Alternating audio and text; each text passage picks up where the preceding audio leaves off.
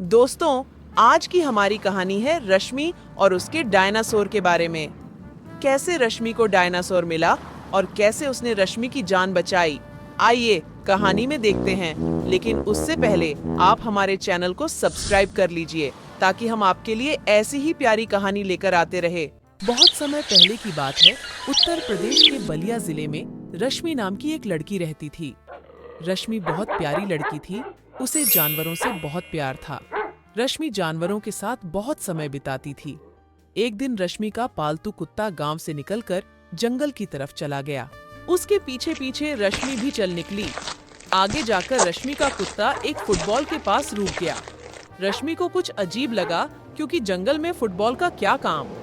रश्मि ball को देख ही रही थी कि बॉल हवा में उड़ने लगी और बॉल से आवाज आती है, तुम्हें मेरे सवाल का जवाब देना होगा। अगर तुमने जवाब दे दिया तो तुम्हें उपहार मिलेगा और अगर जवाब नहीं दिया तो मरने के लिए तैयार हो जाओ। सवाल ये है कि वो क्या चीज है जिसे खा भी सकते हैं, जिसे पी भी सकते हैं और ठंड से बचने के लिए उसको जलाकर ताप भी सकते हैं। रश्मि ने जवाब दिया, वो चीज तो नारियल ही हो सकती है। नारियल को ही हम खा भी सकते हैं, प्यास लगने पर पी भी सकते हैं और ठंड लगने पर ताप भी सकते हैं। बिल्कुल सही जवाब दिया तुमने रश्मि। अब तुम्हें उपहार मिलेगा। ऐसा कहते ही वहाँ एक डायनासोर आ जाता है और फिर फुटबॉल से आवाज आती है कि ये डायनासोर तुम्हारे बुलाने से एकदम आ जाएगा और सब कुछ जलाकर राख कर देगा। इसका सही से इस्तेमाल करना, इसके साथ होने से तुम्हें कोई नहीं हरा पाएगा। ऐसा कहकर बॉल गायब हो गई। अब रश्मि सोच में पड़ जाती है। रश्मि का कुत्ता भी वापस घर चला जाता है।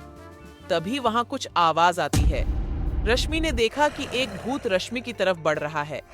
रश्मि उसे देखकर डरने लगती है। तभी रश्मि को याद आता है कि उसके पास तो उसका एक रक्षक है। रश्मि जल्दी से डायनासोर को बुलाती है।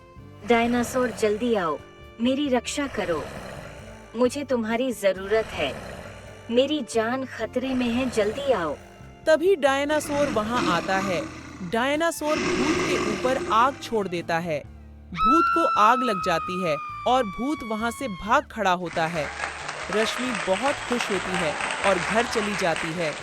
अगले दिन रश्मि अपने पिताजी के साथ पौधों में पानी डाल रही होती है। तभी वहाँ रामू अंकल आते हैं। रामू अंकल आकर रश्मि के पिताजी से कहते हैं, अरे भाई दुष्यंत, गजब हो गया। कल रश्मि को एक भूत मिला था। ये वही भूत था जिसके परिवार ने 100 साल पहले गांव वालों का जीना हराम कर रखा था। गांव के लोगों ने तांत्रिक से उन भूतों को पकड़वाकर जंगल में कैद करा दिया था। अब फिर से वो सब आजाद हो गए हैं और उन्हीं में से एक का सामना कल रश्मि से हुआ था। लेकिन हमारी बहादुर रश्मि ने अपनी सूझबूझ से भूत को हरा दिया था।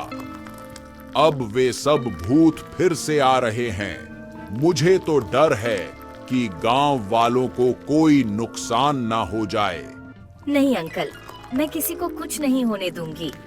मैं उन भूतों को हमेशा के लिए खाक में मिला दूंगी। मेरे पास मेरा रक्षक है। इन भूतों को शायद मेरे हाथों से ही मुक्ति मिलेगी।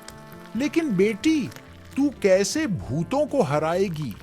भूतों के पास शक्तियां होती हैं, वो हमें मार डालेंगे। शायद हमें किसी तांत्रिक को बुलाना चाहिए।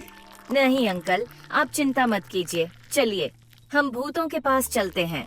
ऐसा न हो कि भूत गांव वालों को नुकसान पहुंचा दें। अब सभी वहीं चले जाते हैं जहां भूतों ने आतंक मचाया हुआ था। लोग इधर उधर भाग रहे थे। कुछ लोगों को भूतों ने रस्सी में बांध रखा था। रश्मि जाते ही अपने रक्षक डायनासोर को बुलाती है। आओ मेरे रक्षक, जल्दी से आओ। यहाँ लोगों की जान को खतरा है। आकर इन भूतों को सबक सिखा दो। जल्दी आओ डायनासोर। डायनासोर एकदम वहां आ जाता है और भूतों पर आग बरसा देता है। भूत जल जाते हैं और उन्हें मुक्ति मिल जाती है। सभी लोग रश्मि की बहुत तारीफ करते हैं। रश्मि का डायनासोर भी रश्मि के पास आकर बैठ जाता है। अरे मेरी रश्मि बेटा, तूने गांव वालों को श्राप से मुक्त करा दिया। तू बहुत प्यारी और समझदार बच्ची है। दोस्तों, अभी रश्मि और डायनासोर की कहानी का अंत नहीं हुआ। अभी तो भूतों की पूरी टोली आनी बाकी है। तब तक के लिए बने रहिए हमारे साथ और सब्सक्राइब कीजिए हमारे चैनल को ऐसी ही रोमांचक कहानियों के लिए और डायनासोर के दूसरे पार्ट के लिए। धन्यवाद।